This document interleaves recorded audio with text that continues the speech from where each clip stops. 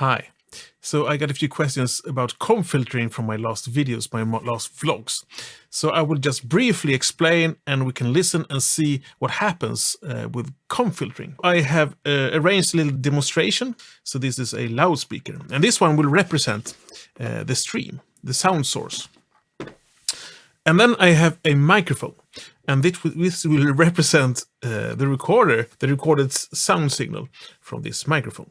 So I'm basically recording my stream with this microphone, one microphone, and this is how it sounds.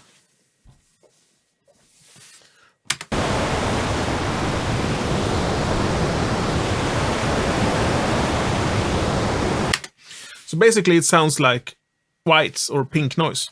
And if we look at it in a spectrogram, so instead of looking on the sound signal in the time domain, we will look in the frequency domain. And I will just switch over to that, and we can listen to the same sound source.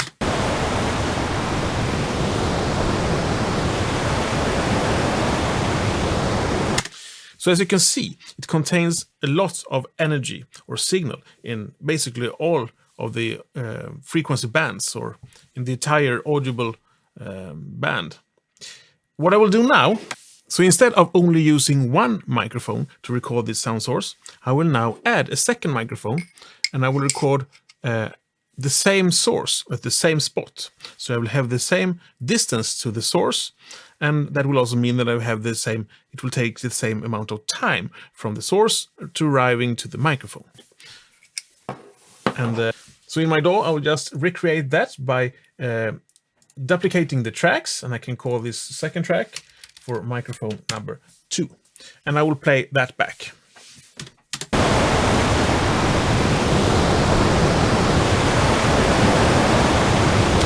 And as you can see, it sounds identical, and it looks identical to the previous sound source, maybe with just a bit increased volume, but they are the same sources adding perfectly together. So now, instead of having the two microphones at the same spot, I will increase the distance to one of the microphones from the source. So now this sound will arrive first at this microphone, and then at an X amount of time later, it will arrive to this microphone number 2, and we will see what happens. So I will slowly in my DAW time shift this second track, and that will represent moving the microphone away from each other. So we will see and hear what that sounds and looks like.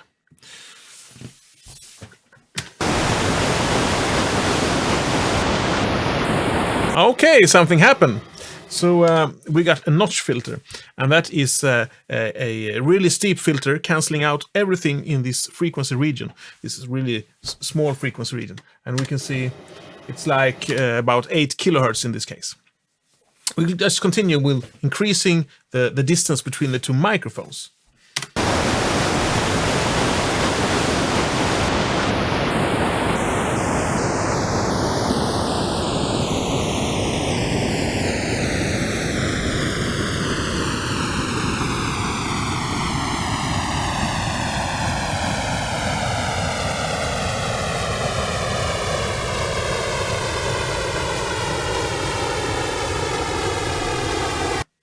As you could see, I got more and more of these notch filters. You can just play it back. So this looks like a comb, and that is why it's called comb filtering, because it looks like a comb. Instead of shifting the sounds or using a plugin that basically does the same thing, we have in the recording situation, we have used our knowledge about sound and comb filtering and recreated the same effect by shifting the distance between these two microphones. Now, instead of using two microphones, I can remove this one, because the important thing is that the sound source arrives and is added with different time delays. So instead of using this second microphone, I will exchange that with a wall. So this is my wall.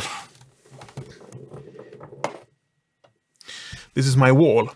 And by moving this microphone away from the wall, I'll get the same thing. So the sound from this source will first hit the microphone, it will then hit the wall, and it will bounce back to the microphone with a delayed signal. And if this wall is a perfect wall, it will reflect the exact same sound, but just later in time.